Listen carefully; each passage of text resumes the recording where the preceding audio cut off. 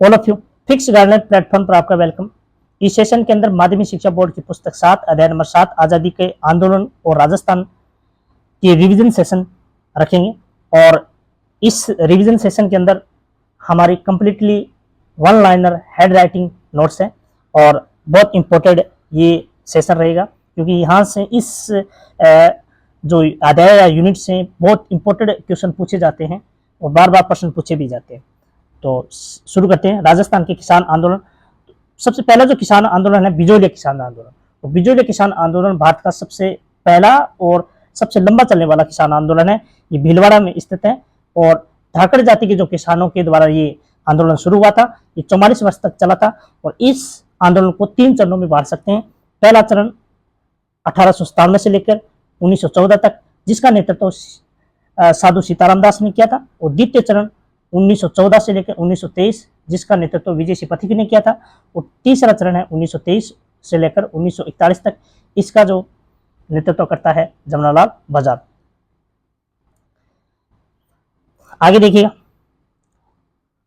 सबसे पहला जो चरण की मैं बात करूं तो 1897 से ये आंदोलन शुरू होता है। उस टाइम यहाँ के बिजोलिया के जो जागीरदार थे ये राव कृष्ण सिंह थे और इस जागीरदार ने जनता पर 84 प्रकार के कर लगाए थे। किसानों ने इसका प्रतिरोध इसका विरोध किया और विरोध के कारण किसानों के प्रतिनिधि नानक जी और ठाकरे पटेल को जो मेवाड़ के महाराणा के पास वो भेजते हैं, इनकी शिकायत करते हैं और नाराज कृष्ण सिंह ने क्या करते हैं, एक नई और लगान लगा देते हैं जिसका नाम है चौरी कर। ठीक है ना, चौरी कर 5 रुपये और 13 रुपये दोनों आपको जहां भी मिले ये राइट हो जाएगा। ठीक है ना।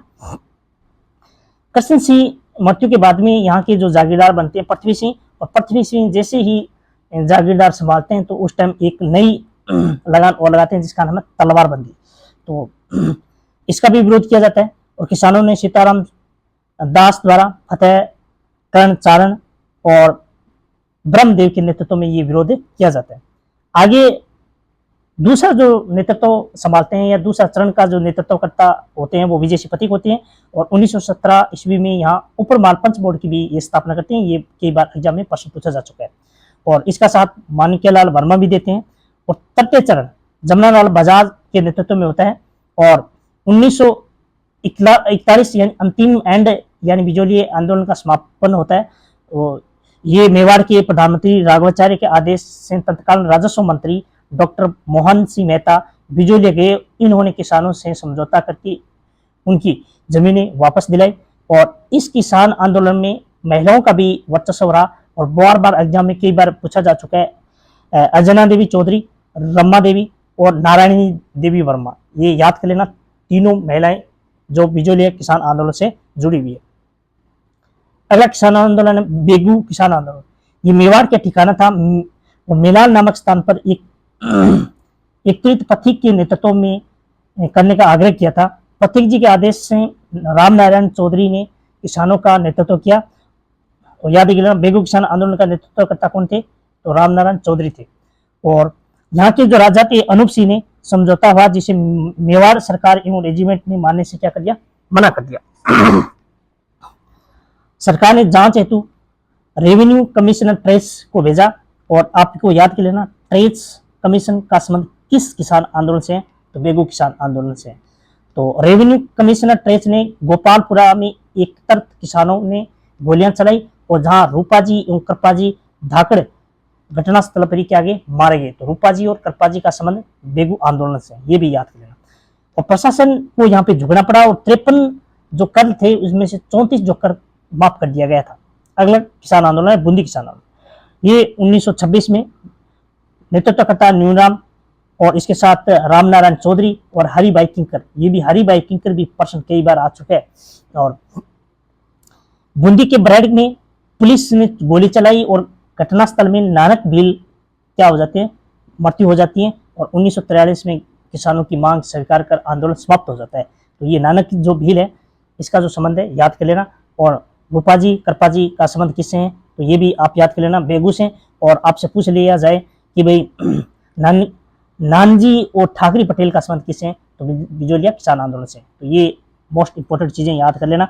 और अगला अलवर किसान आंदोलन, ये नीमूचाणा में तो कि ये किसान आंदोलन 1921 में सूर मारने की अनुमति को लेकर आंदोलन चलाया गया था और 1925 में अलवर के महाराजा जयसिंह ने लगान में वर्दी और इसी कारण किसानों ने निमुचाना गांव में एक सभा का आयोजन किया और इस सभा को यहाँ के अंग्रेज जो जनरल होते हैं छज्जू सिंह के नेतृत्व में गोलियां चलाई जाती हैं, सैकड़ों किसानों की मृत्यु होती है और मृत्यु के बाद में गांधी जी के द्वारा एक कमिटमेंट दिया जाता है इस घटना को देखकर। वो कमिटमेंट था कि ये राजस्थान का जलियांवाला हत्याकांड है, ठीक है ना। तो ये भी इंपॉर्टेंट है, याद कर लेना।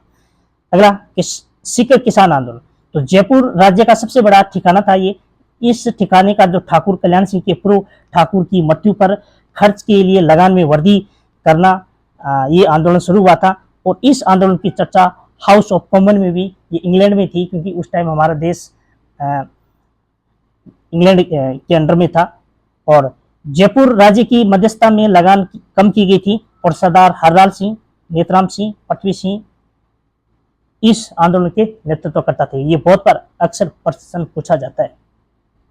शेखावाटी किसान आंदोलन, तो शेखावाटी किसान आंदोलन चिरावा के मास्टर कालीचरण ने सेवा समिति का गठन किया। तो याद कर लेना, ये चिरावा के कालीचरण के नेतृत्व में सेवा समिति का गठन हुआ और पंच पाने शेखावाटी के कौन कौन से हैं, जो नवलगढ़, मंडावा, डूंडलोद, बिसाऊ और मालासर, ये 5 गांवों को पंच पाने कहा जाता है और ये लगान देने से उन पंच पानों ने क्या कर दिया, मना कर दिया। अन्य किसान आंदोलन, तो सन 1945 में चंडावल ठाकुर के लाठियों व भालों के प्रहार से किसान आंदोलन में कुचलने का प्रयास किया। 1947 में डावला में लगान लागबाग बिगार के विरुद्ध लगभग 600 किसान या ठिकानेदारों के पास गए, उन्होंने बंदूकें, तलवार व भाले चलाए। अगला डाबड़ा जो नागौर में। अगला किसान आंदोलन जनजाति आंदोलन। जनजाति जो आंदोलन है, सबसे पहला जो भील आंदोलन है और भील आंदोलन के जो संस्थापक रहे हैं वो गोविंद गुरु रहे हैं और इन्होंने संत सभा की स्थापना की और संत सभा की स्थापना कब की जाती है, 1889 के अंदर। किसके द्वारा, गुरु गोविंद सिंह के द्वारा। 1913 में मानगढ़ पहाड़ी पर आश्विन सूर्य पूर्णिमा में संत सभा का अधिवेशन में अंग्रेजों द्वारा चारों तरफ घेर कर यानी गोलियां चलाई गई। इसे भगत आंदोलन भी कहा जाता है और आदिवासी जातियों के दूसरे मसीहा मोतीलाल तेजावत थे और जिन्होंने चित्तौड़गढ़ के मातरकुंडिया में एक ही आंदोलन चलाया था। तो एक ही आंदोलन का संबंध किससे है, तो मोतीलाल तेजावत। ये एक ही आंदोलन कब चला था, 1921। और हजारों आदिवासी उदयपुर में एकत्रित हुए तथा महाराणा के 21 सूत्री मांग पत्र दिया गया। तो याद कर लेना, एक ही आंदोलन का संबंध क्यों दिया गया, क्योंकि 21 जो मुख्य जो मांग थी, इस मांग को लेकर यानी ये आंदोलन चलाया गया था और इस मांग को लेकर मेवाड़ की पुकार कहा गया। तो ये मेवाड़ की पुकार 21 मांग सूत्री को भी कहा जाता है और महाराणा ने तत्काल 18 मांगे क्या कर दी, माफ कर दी थी। और ये जो आंदोलन चला था, एक ही आंदोलन, देवल डूंगरपुर बांसवाड़ा में भीलों को संगठित करने का जो श्रेय जाता है ये मोतीलाल पांडे को और हरदेवी जोशी को जाता है, ये भी याद कर लेना। अगला मीणा जनजाति जो आंदोलन है, राज्य में होने वाली चोरी डकैती के जिम्मेदार मीणाओं को ठहराया गया। मीणाओं ने उस माल की कीमत वसूल जाने वाली चौकीदार मीणा शांति व्यवस्था की जिम्मेदारी बदले में गांव की चौथ वसूला करते थे। तो चौथ का काम यही वसूलते थे जो चौकीदार जो मीणा थे। सरकार 1924 में क्रिमिनल एक्ट जो ट्राइबल एक्ट के तहत 12 वर्ष से अधिक मीणाओं को प्रतिदिन थाने में उपस्थिति के लिए पाबंद कर दिया गया था और 1952 में जयराम पेशा कानून समाप्त हो गया था। अगला प्रजामंडल पढ़ेंगे भाई। प्रजामंडल में देखिए अंतर ये है कि ये प्रजामंडल स्थापना क्यों की गई थी कि उस टाइम अंग्रेजों के समय भारत के अंदर 3 प्रकार की जो शासन चलता था। एक तो थी अंग्रेजों द्वारा शासित प्रदेश, एक देशी रियासत, एक थी जो केंद्र शासित प्रदेश। केंद्र शासित प्रदेश उस टाइम 4 थी, ABCD, यानी ए का अजमेर, बी का बलूचिस्तान, सी का कुर्ग और डी का दिल्ली, ठीक है।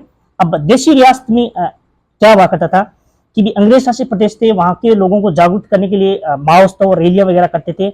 लेकिन देशी रियासत में क्या था, वहां के लोगों को जागरूकता करने के लिए कि भाई हमें आज़ादी चाहिए या फिर विदेशी वस्तु का बहिष्कार करने के लिए यहाँ के लोगों को जागरूकता करने के लिए प्रजामंडल की स्थापना की जाती थी।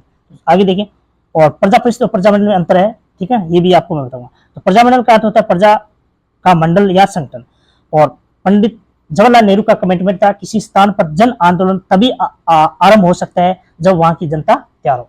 तो इसलिए ये प्रजामंडल की स्थापना की जाती है।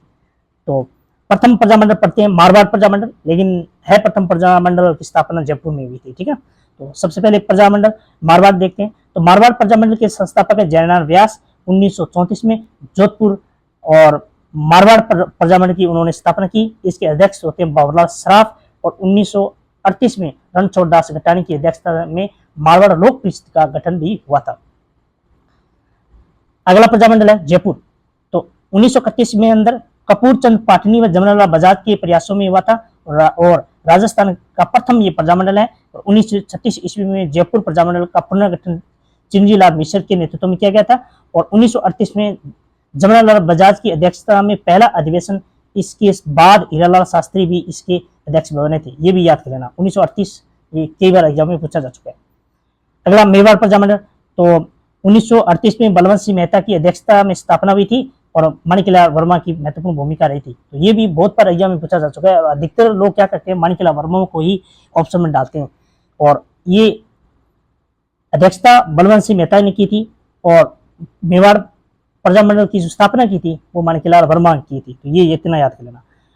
बीकानेर प्रजामंडल तो मगाराम वेद व लक्ष्मी दास स्वामी ने की थी और ये प्रजामंडल की जो स्थापना हुई थी ये कोलकाता में हुई थी। और 1946 को रायसिंह नगर में प्रजामंडल का खुला अधिवेशन हुआ था। और एक चीज और याद कर लेना, राजस्थान के अंदर ऐसी और भी रियासतें जो राजस्थान से बाहर हुई थी।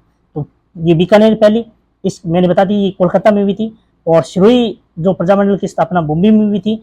और इसके अलावा भरतपुर जो प्रजामंडल की स्थापना हुई थी रेवाड़ी में, जो हरियाणा में वर्तमान में। और जैसलमेर प्रजामंडल की स्थापना जोधपुर में हुई थी। अगला कोटा प्रजामंडल, अभिनव हरि तनसुख लाल के संयोग से न्यूनाम ने हड़ौती प्रजामंडल की स्थापना की थी। ये भी बहुत बार एग्जाम पूछा जा चुका है। कोटा के न्यूनाम की अध्यक्षता से मई 1939 में प्रजामंडल का अधिवेशन हुआ था।